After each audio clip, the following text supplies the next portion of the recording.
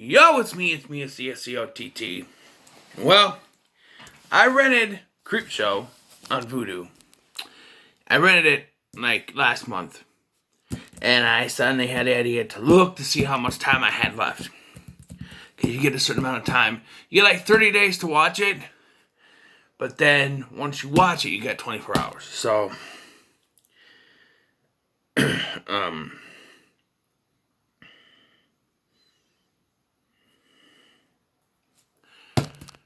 So I decided to go ahead and watch it because I had only 5 days left. This is my first time watching it. We got Creepshow. Creepshow was an anthology film that came out in 1982. It was directed by George Romero and written by Stephen King, and the effects were done by Tom Savini. The Holy Trinity! Or Unholy Trinity in the world of horror. It's a anthology film based on old EC horror comics from back in the day. It features 5 different stories bookended by one singular story. The one singular story that bookends is that Billy is being told by his dad, played by Tom Atkins, no mustache yet again, that the horror comic books are crap, and he throws the comic book out. Then we get the stories told to us. The first one is called Father's Day and stars Ed Harris, of all people, and the actress who played Catherine in the Stargate movie. And the story goes that the Catherine lady, Bedelia, I think her name is, she murdered her father and made it look like it was a suicide or an accident, whatever.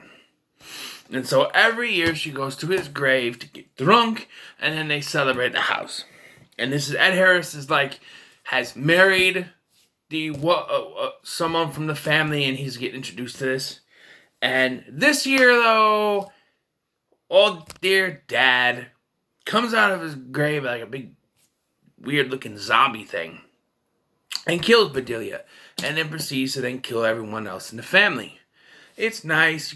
You get to see Ed Harris with hair, and you'll notice very quickly that in this film, the effect is that they want to make it look like a comic book, and they succeed better than Ang Lee did in the 2003 Hulk film, because they actually do a very good job.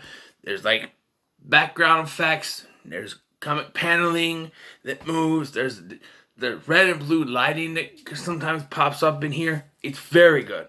And the effects are very, very, very good because it's Tom Savini. The second story is The Lonesome Death of Jordy Verrill, and stars Stephen King himself as Jordy Verrill, who finds an old backwoods hick, farmer, whatever, who finds that a meteor has landed in his backyard. He decides he's going to try to make money off of it so he can pay off a $200 mortgage or loan, whatever he owns to the bank. Sorry, I'm all itchy, and it's the last story that's got me all itchy. So we'll talk about that. But so he thinks he can make money off of this, and he wants to make $200 off this meteor.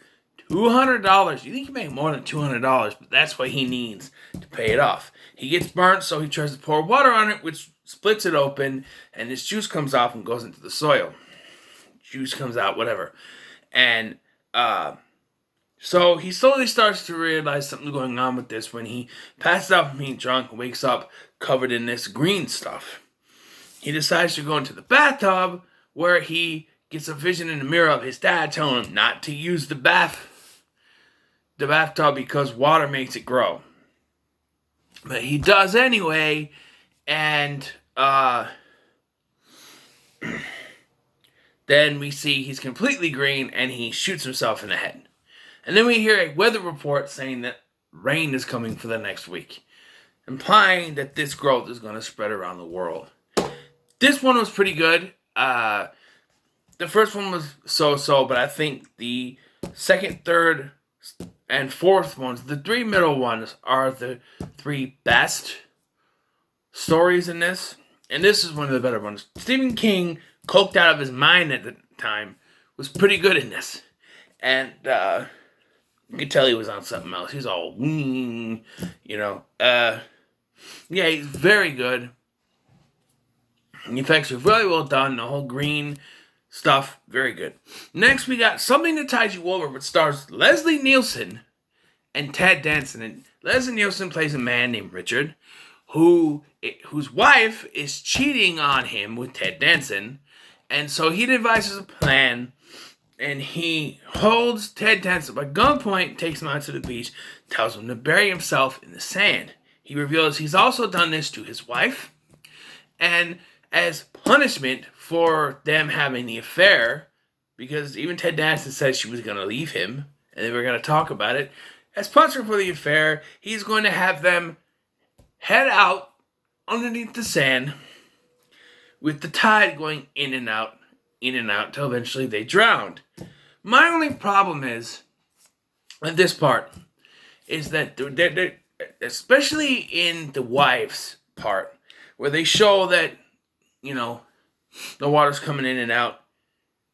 It's so wet around her, I don't get how she couldn't just move around and get out. Because sand is very malleable when it's wet. And it's very wet. If she moved enough, she could get free.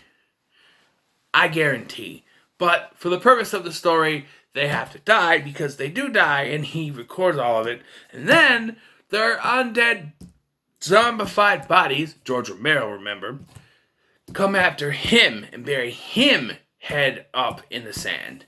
To which he says, laughs maniacally, and says, "I can hold my breath for a long time." Leslie Nielsen in this is very, very good. He's you never know that before he started doing comedy, he was actually a very, very good villain. I mean, he was in Prom Night, which is okay, but here he's a very, very good villain. He's very, very good in this role.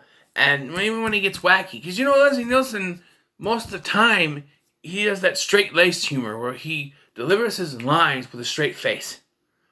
So here, it's good to see him freak out and laugh and actually get a little goofy. It's pretty good. Next one is called The Crate, and it stars Hal Holbrook and Adrienne Barbeau. And in this one, it's mostly about a man who wants to kill his wife because she's a drunken lush and very annoying, and I guess he still doesn't like her. His buddy, who's a professor, is called in by someone who finds a crate from 1834. And they open it, and inside is this gorilla-like monster who starts killing people. And so when Holbrook is brought in by the professor, he gets the idea to use this to kill his wife. It does. It works. And then he locks the thing back up and throws it over a cliff into the ocean. And he says that no one's ever going to find out. Everything has been dealt with. The only problem here is that there are dead people that are going to go missing. His wife and two other people that work for the institution. So it's, the whatever. It's not so cut and dry. And we find out at the end that, the monster did break free. And the effects with this monster are very good. And there's the red and blue lighting again, much like with the Leslie Nielsen one as well. Done very well. You don't see the monster that much. You see him a couple times. You see claws and stuff most of the time. And there's one time he jumps out and goes after Adrienne Barbeau. It's very well done. Now we get to the final segment. They're all creeping up on you. Oh, this was a tough one to watch. It stars E.G. Marshall as a guy who's an asshole. He hates bugs. He's, a germaphobe. And basically, bugs invade his apartment. He ends up dead. Bugs coming out everywhere. I'm not going to go into detail with this one. It's very gross. I was still itching after watching it. This one got me fidgety because I hate bugs. I hate bugs. And so I'm just going to go on to the epilogue here.